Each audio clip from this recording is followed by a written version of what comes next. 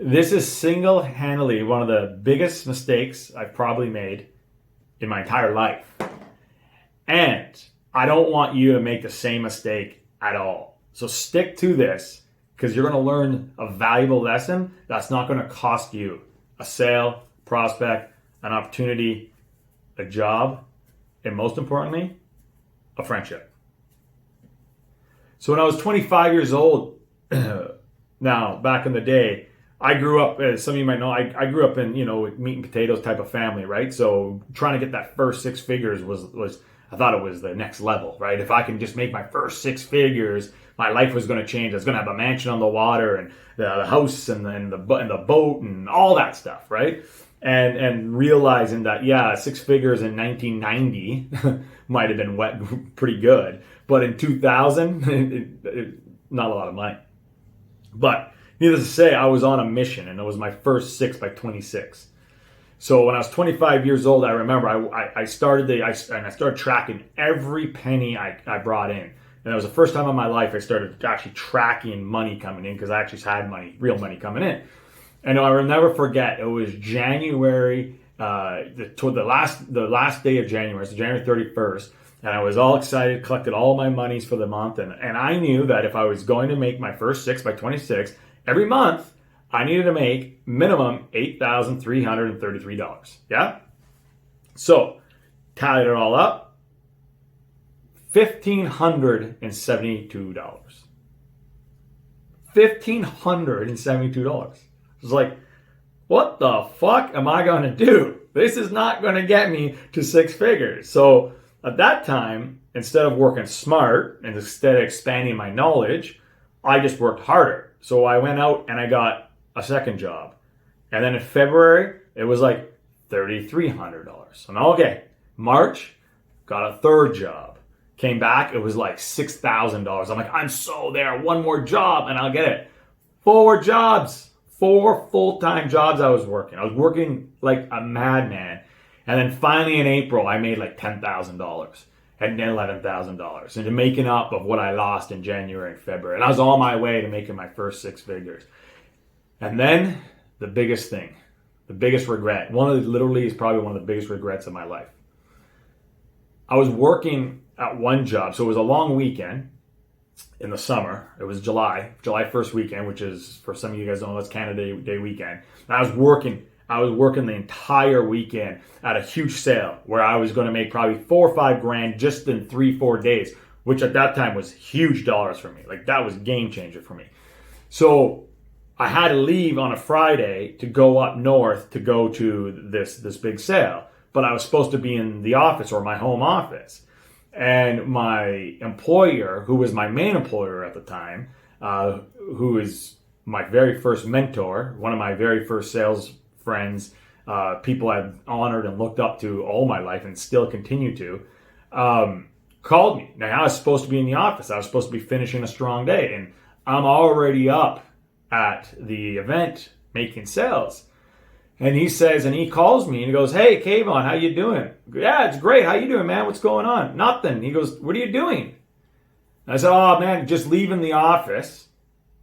I'm going to head up north. I got something going on this weekend. Can I do anything for you?" He goes, "Are you sure?" I go, "Yeah, how come?" He goes, "Because I just fucking saw you. You fucking are fired." Whoa. What? And if anyone knew me back then, I was an emotional roller. I mean, I was a yo-yo back then. So I went from feeling like I was king of the world to like the bottom of the pits. In fact, I was so mortified, so embarrassed. I felt so ashamed. I felt so wrong. I literally, and he was driving down the highway. And I'm like, and luckily I knew where he was going. I get into my little Honda Civic, hammering, passing cars, which again, most dangerous, stupid thing to do, but like a yo-yo, I didn't care. He's with his family. And I'm honking the horn at him, waiting, like, just come on, please, pull over. And I'll never forget, he finally pulled over, and he pulls, and I get out of the car, and I'm on my knees begging, like, I'm literally, please, I'm sorry, man, I'll never do it again. And I'll never forget what he said. He said, Kayvon, I fucking love you, man. And I'm so upset you did this because I have to let you go. And I'm like, what? Why? No, come on, man. I'll never do it again. He goes like, if I didn't respect you, I'd keep you. But I do respect you and I do love you. And that's why I have to let you go, because you need to learn this lesson the hard way. There was nothing I could do. Job was done. New identity was born. I remember it was in that moment I said, I'll never lie again. Never make like those little white lies like that ever again. And the reason I bring this up is because I see so many salespeople making lies.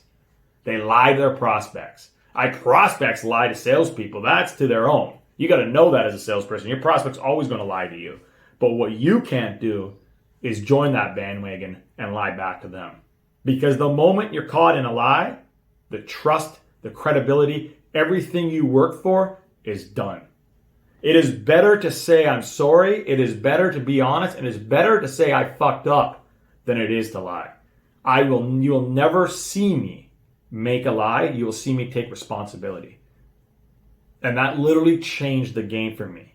And I went from working 5 jobs, where I ended up doing at the end of that summer, working 5 jobs, to working 1 career job, making well over 6 figures. And it was because I had to learn the hard way. Do not lie to your prospect, and don't make these mistakes. If you're someone who's lying or those white lies, here's the problem with this. And he sent me an email and he told me this, and I was like, oh, it makes so much sense. He goes, no wonder why you're so up and down. He goes, no wonder why you're so like high energy. He's like, how do you keep up to all your lies? You're not sleeping at night. You can't, like, when you continue to lie, you continue to lie, you continue to lie, how do you keep up with them? And I was like, fuck, you're so right. Clean my conscience, clean my soul. And I say this to Kelsey, and I say this to people that are close to me. This first time in my life, I get to go to bed with nothing on my conscience. 0. I don't feel like I owe anyone an apology. I don't feel like I let anyone down. I don't feel like I owe anyone anything. I'm not lying to anybody. I get to go to bed with a clear conscience. The clear conscience allows me to have a clear mindset.